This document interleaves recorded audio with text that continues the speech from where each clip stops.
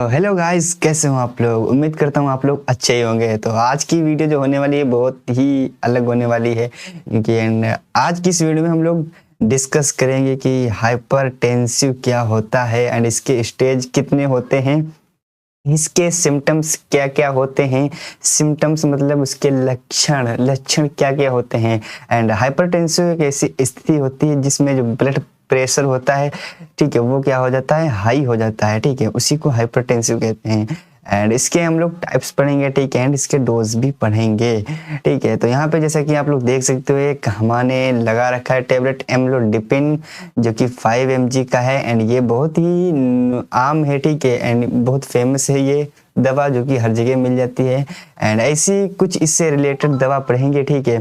तो चलिए आगे शुरू करते हैं। देखिए इसमें लिखा है कि अगर ब्लड प्रेशर बढ़ा हुआ है तो कौन कौन सी ड्रग्स दी जाएंगी, उन्हीं के बारे में हम पढ़ेंगे। तो देखिए सबसे पहले हम यह जानते हैं कि हाइपरटेंसिव होता क्या है।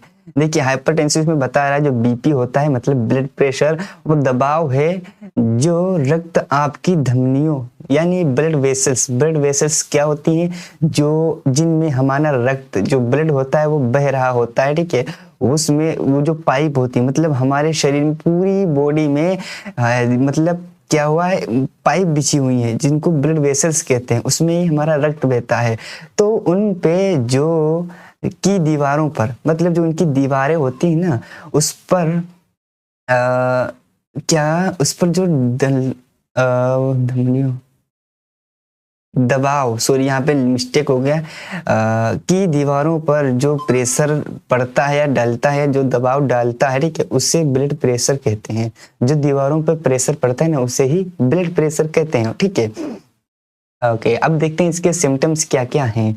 देखिए सिम्टम्स में क्या हो सकता है, हेडेक्स, मतलब आपका सिर दर्द बहुत तेजी से हो सकता है। एंड ये हो सकता नहीं होता है, ये सिर दर्द होता है। एंड चेस्ट पेन, यहाँ पे जिस साइड हार्ट होता है, ठीक है, ये मतलब पूरे चेस्ट में भी पेन हो सकता है। पेन मतलब दर्द। एंड डिफिकल्टी ब्रीथिंग, सांस लेने में डिफिकल्ट मतलब कठिनाइयाँ हो सकती हैं, सांस लेने में, ब्रीथ करने में, सांस लेने में कठिनाइयाँ हो सकती हैं। एंड कन्फ्यूजन, मतलब आप डिप्रेशन में, मतलब आपको चिंता हो सकती है, विकार हो सकते हैं, ये सब हो सकता है। एंड विजन चेंज, मतलब आपकी आंखों में कुछ असामान्य दिखना, एबनॉर्मल दिखना। एंड नौसिया, मतलब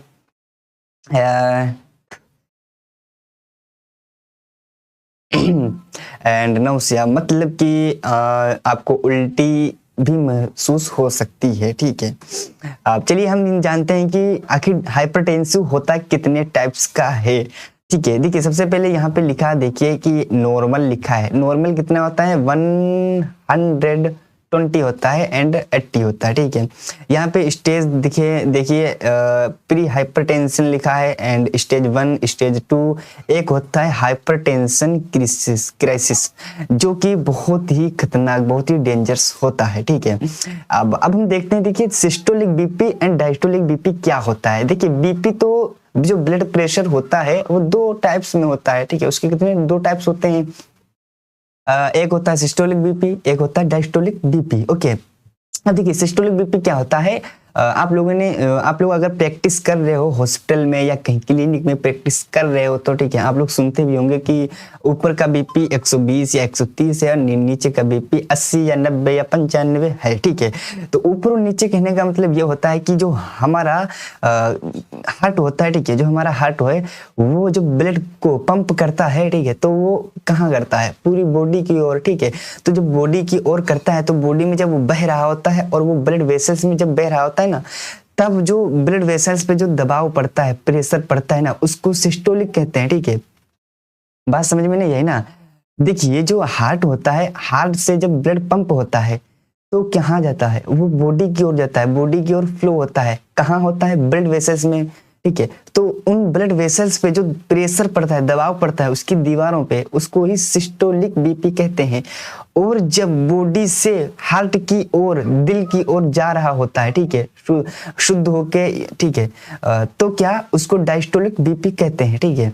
तो जाहिर सी बात है यार, जब कहीं से जब पंप करो, ठीक है, तो उसका चाल ज्यादा होगा ना, एंड उसका जब उस पर दबाव, ठीक है, उसका चाल भी ज्यादा होगा, दबाव भी, एंड जब कहीं से आता है तो मतलब आप किसी चीज को फेंको, ठीक है, तो ऊपर फेंको, ठीक है, तो क्या होता है, मतलब कहीं चीज भी फेंको तो उसको पहले तेज होगी, बाद में धीरे धीरे घट जाएगी ना, जिसे फेंकते हो ना, अगर जिस रफ्तार से उसको फेंकते हो किसी चीज को ना, तो अगर उसी रफ्तार से वो चलते रहे भाई, तो वो चलते चलते पता नहीं वो दुनिया को पार करके दूसरे ब्रह्मांड भाई पता नहीं कहाँ चली जाएगी। तो ऐसे ना उसकी चाल घट जाती है ना, मतलब ठीक है, तो इसी कारण। ओके, अब हम देखते हैं कितने स्टेज क्या क्या होते हैं। देखिए नॉर्मल में तो 120 और 80, ये तो सभी को पता है। एंड एक होता है प्री हाइपरटेंशन, जो कि 120 से 139 हो जाता है, और डायस्टोलिक बीपी 80 से 89 होता है, ठीक है।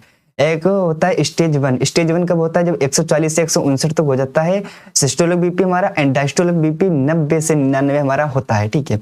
एंड स्टेज 2 कब होता है, जब 160 से 180 पहुंच जाता है सिस्टोलिक बीपी, और डायस्टोलिक बीपी 100 से 110 तक पहुंच जाता है।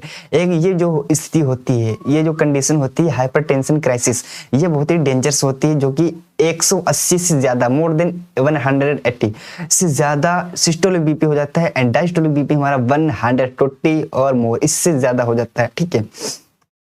एंड अब हम देखते हैं एंटी हाइपरटेंसिव ड्रग्स में कौन कौन सी ड्रग्स दी जा सकती हैं। देखिए सबसे पहले डाययूरेटिक्स दी जा सकती हैं, beta blockers and AC inhibitors, and angiotensin converting enzyme, जो कि शॉर्ट फॉर्म में ACE इनहिबिटर्स बोलते हैं, ठीक है। एंड कैल्शियम चैनल ब्लॉकर्स जो एजेंट होते हैं, वो दवाइयाँ दी जा सकती हैं, ठीक है। एंड अल्फा ब्लॉकर्स दी जा सकती हैं, एंड अल्फा 2 रिसेप्टर एगोनिस्ट दी जा सकती हैं, एंड वेसोडाइलेटर्स दी जा सकती हैं, ठीक है। चलिए हम सबके बारे में एक एक करके डिस्कस करते हैं, ठीक है। क्या होता है डाययूरेटिक्स से। देखिए अगर आप हाइपरटेंसिव पढ़ रहे हो, ठीक है, तो ये हाइपरटेंसिव अगर इसको देखा जाए तो ये अपने आप में बहुत बड़ा चैप्टर है। अगर जितनी भी दवाइयां हैं सभी का डोज एंड उसका स्टोरेज कंडीशन एंड उसके मार्केट में ब्रांड नेम से जो होते हैं, ठीक है, मार्केटिंग नेम जो होते हैं वो, और उसका मैकेनिज्म ऑफ एक्शन, अगर सभी दवाइयों का पढ़ने लगे ना तो भाई आपको लगभग 5 से 7 दिन लग जाएंगे, ठीक है, सभी का पढ़ने में। क्योंकि देखिए डाययूरेटिक्स जो हमारा टॉपिक है, देखिए एंटी हाइपरटेंसिव ड्रग्स हो गए, ये तो है, इनमें ये इसके पार्ट, मतलब ये इतनी दवाइयां दी जा सकती हैं as a anti hypertensive drugs, इसके रूप में दी जा सकती है, इसके एंटी हाइपरटेंसिव ड्रग्स के रूप में दी जा सकती हैं ये दवाइयां। अब देखिए ये जो डाययूरेटिक्स है, ये डाययूरेटिक्स अपने आप में एक बहुत बड़ा चैप्टर है। डाययूरेटिक्स किसे कहते हैं, वो मैं आपको, ठीक है, हाँ, तो देखिए डाययूरेटिक्स किसे कहते हैं वो मैं आपको अभी, तो देखिए diuretics, this medicines help the kidneys remove excess salt and water from the body. Diuretics किसे कहते हैं, ऐसी ये मेडिसिन्स होती हैं या ड्रग्स होते हैं जो कि हेल्प करते हैं the kidneys remove excess salt, उसको रिमूव करने में एक्सेस साल्ट को, जो मतलब साल्ट हो, तो साल्ट में क्या क्या आ जाएगा हमारा, पोटेशियम, कैल्शियम एंड सोडियम, ये चीजें आ जाएंगी, ठीक है, साल्ट में। And water from the body से वाटर एंड साल्ट को रिमूव करने में हेल्प करते हैं, ठीक है। अब देखिए जो हमारा सोडियम, अब आप ही अपने ध्यान से, अपने मन से सोचिए आप, अगर हम ब्लड वेसल्स में ब्लड भी फ्लो हो रहा है, उसमें पोटेशियम, सोडियम, ये सॉल्ट और वाटर फ्लो हो रहा है, अगर हम उसको निकाल दे बॉडी से तो क्या प्रेशर कम नहीं होगा, आप अपने मन से सोचिए, कम होगा ना। हाँ, तो इसीलिए डाययूरेटिक्स भी as a hypertensive drugs they सकते हैं, ठीक है। जिससे क्या होगा, रिड्यूसिंग ब्लड वॉल्यूम, जिससे क्या होगा, ब्लड वॉल्यूम जो एंड प्रेशर जो उसका होगा वो कम हो जाएगा। They are often categorized further into, अब इसको देखो, मैंने बोला ना डाययूरेटिक्स एक अपने आप में बहुत बड़ा चैप्टर है, तो क्या इसको आप फर्दर बहुत सी कैटेगरी में बांट सकते हैं, जैसे कि thyroid and loop diuretics and बहुत अदर होते हैं, ठीक है, जो कि आप अगर इसको, वही ना बोल रहा हूं मैं, अगर आप इसको पूरा अगर एक्सप्लेन करने लग जाऊं ना तो इसका लेक्चर भाई 5-10 घंटे का हो जाएगा, ठीक है। अब चलिए मैं बता देता हूँ लूप डाययूरेटिक्स क्या होता है। देखिए लूप डाययूरेटिक्स की ड्रग्स जो लिखी है यहाँ पे, फ्रूसेमाइड लिखी है, एक है बुमेटानाइड एंड एक है टोर्सेमाइड, ठीक है। एंड थायराइड में क्या है, जो हाइड्रोक्लोरोथायजाइड है, ये टेबलेट है, ये मेडिसिन है, ये ब्रांड नेम नहीं है, ठीक है, ये मेडिसिन है, ड्रग्स है। एक होती है क्लोरथालिडोन एंड एक है इंडेपामाइड, इंडेपामाइड, ठीक है।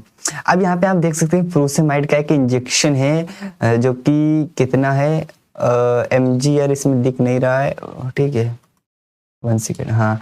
बाकी ये IM/IV यूज होता है, ठीक है। ये टेबलेट के रूप में भी मिलती है एंड ये इंजेक्शन के रूप में भी। अगर आपको बहुत जल्दी से अगर इमरजेंसीज है, ठीक है, तो आप ये दे सकते हैं, ओके। अगर आप चाहो तो इनका भी अगर आप सर्च करोगे तो इसका ब्रांड नेम एंड ये जितनी भी ड्रग्स है ना, इसका आप गूगल में सर्च करोगे तो इसका ब्रांड नेम एंड इसका फोटोज वगैरह आप देख सकते हो गूगल में, ठीक है। अब देखते हैं सिलेक्टिव बीटा ब्लॉकर्स क्या होता है। देखिए सिलेक्टिव बीटा ब्लॉकर्स मतलब this is primary beta blocks, ये दूसरी कैटेगरी है, ये ड्यूरेटिक्स नहीं है, ठीक है। ये सिलेक्टिव बीटा ब्लॉकर्स, आप इसको नाम से ही देख सकते हो कि बीटा ब्लॉकर्स मतलब बीटा को ब्लॉक करेगी। अब सिलेक्टिव इसलिए लिखा है क्योंकि ये सिलेक्टिव मतलब खासकर ये बीटा को ही ब्लॉक करेगी, अदर एक्शन नहीं शो करेगी, ओके। तो दिस प्राइमरी मतलब प्राइमरीली किसको ब्लॉक बीटा 1। देखिए बीटा भी 2 टाइप्स के होते हैं, कितने 2 टाइप्स के होते हैं, बीटा 1 एंड बीटा 2। तो beta 1 receptor in the heart किसको ब्लॉक करती है, जो हार्ट में बीटा 1 रिसेप्टर है उसको ब्लॉक करता है and with less impact on the lungs. And कोई भी लंग्स पे बहुत मतलब अगर ये लंग्स जो फेफड़े होते हैं उस पर बहुत ही कम ही शो करता है, बहुत कम ही, ना के बराबर। विच लोअर्स ब्लड प्रेशर, जिससे क्या हो जाता है हमारा ब्लड प्रेशर जो होता है वो लो हो जाता है। एंड इसके अगर हम क्या देख लें मेडिसिन देख लें तो क्या है एग्जाम्पल में एटेनोलोल एंड मेटोप्रोलोल, बिसोप्रोलोल, इस्मोलोल, बिटॉक्सोलोल। देख एक चीज देख रहे हो ना, सब में लोल लोल लोल लोल लोल आ रहा है, ठीक है। तो मतलब अगर हम इसमें क्या देख लें 3 चीजें इसमें सभी ड्रग्स में कॉमन आ रही हैं, जानते हो कौन कौन, OL OL OL OL OL OL मतलब ओलोल। अगर आप ओलोल किसी भी मेडिसिन में आप पहचानने का तरीका ये भी है, ट्रिक्स ये लिख लो, ठीक है। अगर OL OL किसी चीज में आ जाता है, ठीक है, किसी भी मेडिसिन में, तो आप सीधे डायरेक्ट कह दिए कि ये हाइपरटेंसिव ड्रग्स है, ठीक है, ओके। एंड चलिए हम देखते हैं कि अरे नहीं यार, आप इसको गोल में देख लेना, ठीक है। अब देखते हैं हम नॉन सिलेक्टिव बीटा ब्लॉकर्स क्या होता है। देखिए नॉन सिलेक्टिव बीटा ब्लॉकर्स मतलब ये सिलेक्टिव, ये मतलब सिलेक्टिव बीटा ब्लॉकर्स नहीं है, ये है तो बीटा ब्लॉकर्स ही, पर ये बीटा ब्लॉकर को छोड़ के अदर एक्शन शो करेगी, बिल्कुल करेगी। तो इसकी डेफिनेशन देख लेते हैं, block the effect of adrenaline and NOR adrenaline on both the B1 B2 receptors through out the body. ये किसको ब्लॉक करती है, एड्रेनालिन को करती है इफेक्ट, ठीक है। एड्रेनालिन एक हार्मोन होता है जो किडनी के थोड़ा ऊपर होता है जस्ट, एंड ये क्या होता है, ये एक हार्मोन होता है जो कि रिलीज होता है, ठीक है। एंड जब इसके ये भी इसको ब्लॉक कर देती है, ठीक है, तो हमारा क्या होता है जो ब्लड प्रेशर होता है वो लो हो जाता है, ठीक है। एंड B1 B2 को दोनों को ये क्या करती है, ब्लॉक कर देती है। उसमें इसके मेडिसिन कौन कौन सी हैं, प्रोप्रेनोलोल है, नेडोलोल है, टीमोलोल है, ठीक है। हालांकि इसमें भी OL आ रहा है, इसमें भी तीनों में देखिए, तीनों में एक चीज कॉमन मिल रही है ना, ओलोल। तो ओलोल जब इसमें कॉमन चीज मिल रही है ना, तो ये कौन सी होगी, जाहिर सी बात है ये कि ये एक चीज यार देख लेते हैं चल रहा है कि नहीं। हाँ तो हाँ यार चल तो रहा है भाई, बिल्कुल चल रहा है। अरे मैंने कहा यार बंद तो नहीं हो गया है भाई, ओके। हाँ तो ये कौन सी है इसमें OL बिल्कुल क्या है, तीनों में बिल्कुल सेम है, ठीक है। तो इसको याद रखने की ट्रिक है कि जिसके लास्ट में, जिसके प्रीफिक्स में ओलोल आ जाए ना, तो वो क्या होगी, वो हाइपरटेंसिव होगी। और हाइपरटेंसिव में कौन सी, नॉन सिलेक्टिव बीटा ब्लॉकर्स नहीं। आप इसमें इतने यकीन के साथ कह ही नहीं सकते कि नॉन सिलेक्टिव बीटा ब्लॉकर्स होगी या कि बीटा ब्लॉकर्स होगी, जैसे कैसे, क्योंकि यार इसमें सभी में उसमें भी आ रहा है ना, सीट जो सिलेक्टिव बीटा ब्लॉकर्स होता है उसमें भी आ रहा है ना लास्ट में ओलोल। हाँ पर आप इतना कह सकते हैं कि हाइपरटेंसिव ड्रग्स है। एंड कुछ दवाइयां ऐसी होती हैं जो कि दोनों बीटा 1 एंड बीटा 2 के साथ साथ दोनों पे ब्लॉक करती हैं। कैसे, जो होती हैं अल्फा एंड बीटा ब्लॉकर्स, किस पे, अल्फा पे भी ब्लॉक करती हैं, अल्फा को भी एंड बीटा को भी करती हैं। कौन सी हैं वो दवाइयां, कार्विडिलोल है, एक है लेबेटेलोल, कैन कार्बिडिलोल एंड लेबेटोलोल, ठीक है। इसका ब्रांड नेम आप गूगल पे देख लीजिएगा। अब तुम दूसरी देखते हैं एंगियोटेंसिन कन्वर्टिंग एंजाइम, जिसको शॉर्ट फॉर्म में ACE इनहिबिटर्स बोलते हैं, ठीक है। ये ऐसी मेडिसिन होती हैं, कैसी, चलिए हम इसकी एक्सप्लेन देखते हैं क्या क्या है इसमें explanation. This medication block the formation of angiotensin, जो a hormone that constrict blood vessels, ठीक है। ये एक ऐसी मेडिसिन होती हैं जो कि ब्लॉक करती हैं फॉर्मेशन ऑफ एंगियोटेंसिन, ठीक है, ठीक है। एंगियोटेंसिन के फॉर्मेशन को क्या करती हैं, ब्लॉक करती हैं। ये जो एंगियोटेंसिन कन्वर्टिंग एंजाइम होता है ना, ये क्या करता है, ये ब्लॉक करता है एंगियोटेंसिन फॉर्मेशन को, यहाँ ये एनजीओ होगा, एंजियोटेंसिन के फॉर्मेशन को ब्लॉक करती हैं, जिससे कि क्या हो जाता है, जो हमारी ब्लड वेसल्स होती है वो क्या करता है, ये ब्लड वेसल्स को चौड़ा कर देता है। और ये क्या होता है, ये एक हार्मोन होता है, जो एंजियोटेंसिन होता है ये एक हार्मोन होता है, जिसके फॉर्मेशन को अगर ब्लॉक कर देना तो ब्लड वेसल्स चौड़ा हो जाता है। एंड इसकी कौन कौन सी मेडिसिन है, वो है लिसिनोप्रिल एंड इनालाप्रिल। कौन सी, लिसिनोप्रिल एंड इनालाप्रिल वो है, ठीक है। एंड कैल्शियम चैनल ब्लॉकर्स क्या होती हैं, ऐसी दवाइयां जो कैल्शियम को ब्लॉक कर देना, वो कैल्शियम चैनल ब्लॉकर्स दवाइयां होती हैं, ठीक है, बिल्कुल होती हैं। एंड इसमें आप हाइपरटेंसिव में दे सकते हो। तो this medicines relax and widen blood vessels by interfering with calcium movement into cells. ये ऐसी मेडिसिन्स होती हैं जो कि रिलैक्स एंड चौड़ा ब्लड वेसल्स को चौड़ा करती हैं by interfering with calcium movement into cells, मतलब जो सेल्स के अंदर कैल्शियम को जो कैल्शियम का मूवमेंट होता है उसके साथ इंटरफेयरिंग करके ना ब्लड वेसल्स को चौड़ा करती हैं और रिलैक्स करती हैं, ठीक है। वो कौन कौन सी दवाइयां हैं, एम्लोडिपिन हो गई, अभी मैंने दिखाया ना, amlodipine, nifedipine, nicardipine, felodipine, isradipine and nimodipine. Calcium channel blockers की जो दवाइयां हैं, जो मेडिसिन है, उसको याद रखने की ट्रिक कौन कौन सी है, जिसके लास्ट में, जिसके प्रीफिक्स में डिपिन आ जाए तो वो कौन सी होगी, कैल्शियम चैनल ब्लॉकर्स होंगी। एंड कैल्शियम चैनल ब्लॉकर्स को हम किसके रूप में देते हैं, एज ए हाइपरटेंसिव के रूप में देते हैं। एंड हाइपरटेंसिव क्या होता है, जो ब्लड प्रेशर बढ़ा होता है, ठीक है।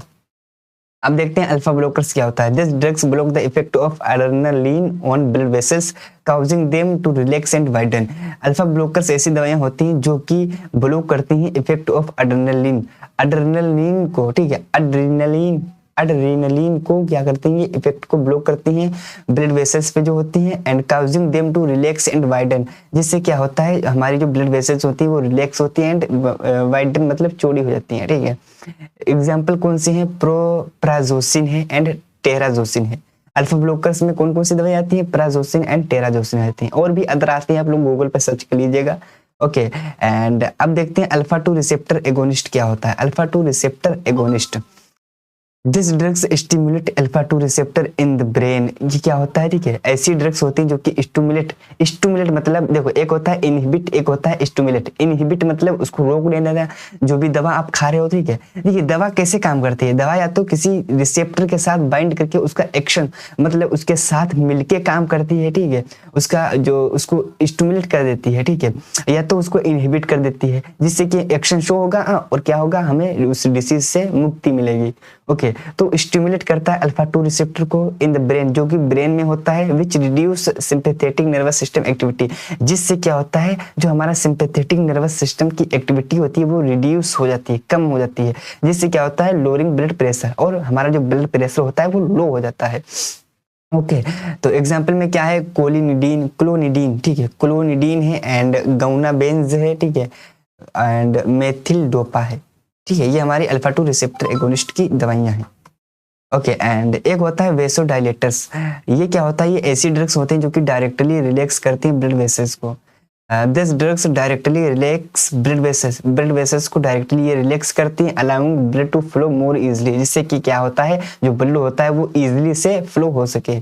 एग्जांपल में क्या है, हाइड्रोलाजिन एंड मिनोक्सिडिल। कौन कौन सी है, हाइड्रोलाजिन एंड मिनोक्सिडिल। अगर वीडियो अच्छा लगा हो तो चैनल को सब्सक्राइब कर लेना, और ऐसी वीडियो के साथ हम लोग और आते रहिए। अगर आप लोग डी फार्म या डी फार्म सेकेंड ईयर या डी फार्म फर्स्ट ईयर के स्टूडेंट हैं तो आप हमारे चैनल को सब्सक्राइब कर लें। यहाँ पे हमारे नोट्स प्राप्त भी हो जाएंगे आपको, और यहाँ पे आपको सभी पार्ट सभी चैप्टर्स के आपके वीडियो मिल जाएंगे। एंड मैं अभी बनाने की कोशिश कर रहा हूँ, आप लोग अगर सपोर्ट करेंगे तो मैं और आगे वैसे भी वीडियो बनाते रहूँगा। अगर आप लोगों के कमेंट आते हैं